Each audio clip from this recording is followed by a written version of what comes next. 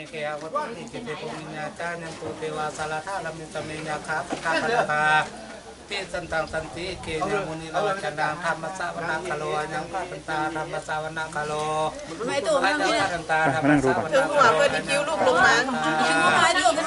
สาธุสาธุลุงปู่คนตุนิเกวันตุลามุขเทวดาเข้านาเสน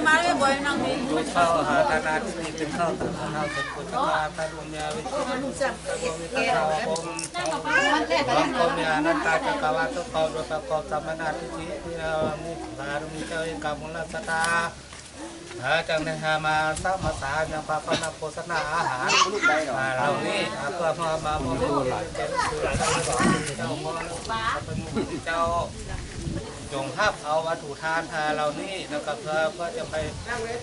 ส่งประวัติไปถึงไปข้าไปสู่ยังคุณวิตามาดาผู้ของเราไปสู่โลกนานั้นแล้วข้าเจ้าจะมาห้ามสัมมาสายังพาพนาโฆษณาอาหารอยู่ในสถานที่นี้อยู่ในนั้นเข้าแล้วเราได้มาทำบุญทางหลายจึงได้มาไว้นำพระบุคคลเทวดาของพระองค์เทวดาเม็ดที่3เป็นที่3บุคคลเทวดาวันตรงของของพระเหนือนั่นจะไปเรือทั่วทุกแห่งบุคคลเทวดาบ้านซองกองเข้าได้ครับบุษลายชาวบ้านแล้วได้ผู้ของเข้าเป็นเข้าเก็บของข้าทั้งหลายและขุนมูข้าเทวดาพาผู้ฟังเจ้าจงมาต้อนรับเป็นมาเป็นสำนักสักดิ์ที่เจ้าทำมราชธาและกองเตือนการเทวดาเจ้า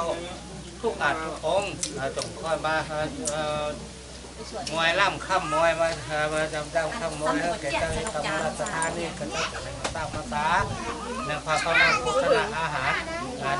4 พานี่เพื่อวันละนาเพื่อวันไปเกิดกับไปสู้นั่นคือที่ตามาดาผู้หลงรับไปสู่วรโลกในนาดันขอ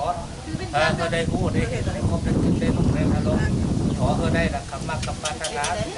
การสมบัติของลายตะกอกระเดินบัดนี้เสื้อมีเจ้าเอกมุลสถาเสื้อนางภูมินางภูมิและนางแสงพร้อมพกว่าและนางสีพร้อมพกว่าสีภูมินะนางภูมิและและจะผ่านแล้วก็ไปหรอเขาดีผมมีพูดได้เบียงครั้งสุดดีผมมีแล้วก็เบียงครั้งเบียงคอน